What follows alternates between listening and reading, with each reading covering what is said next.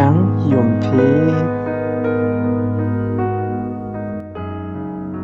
ก้นก่อหนึ่ง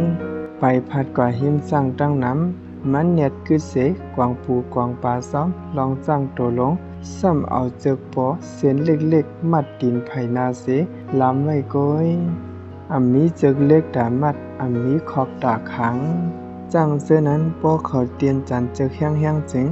เจอกปอขัดไหลง่ายๆเสดาก้อยกะจังเสื้อนั้นเตียนจานย้อนเปิดสังไหนมันเคยหูเดมันหันกวนปึกจังมีหิมจำก้อยแลมันจังถามย้อนเปิดสังจังเสื้ออันซุกนิมอยู่ที่ปุ่นเสื้อนั้นคัดใส่เตียนติดจานขัดเจอกเสเลียนไปคาลาเมื่อสร้างตัวเลขนั้นเจอกปอเสียนเล็กๆก้อยก็มัดไหลอยู่เพื่อถึงเขาใหญ่เขามีตั้งยำยุ่มยำว่าเขาจังติดจานขัดเจอกเขายุ่มว่าเจอกปอเสื้อนั้นมัดเขาไหลอยู่ใน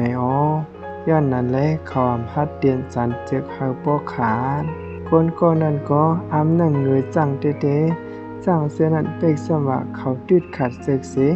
ไปไลกูเมยเสดาก้อยกะย้อนเปิดเขายุ่มว่าเขาเฮ็ดเปลี่ยนไหลในแลเปิ้นมัดไว้ดีแล้วเขาเลยอยู่ดีนั้นก้อย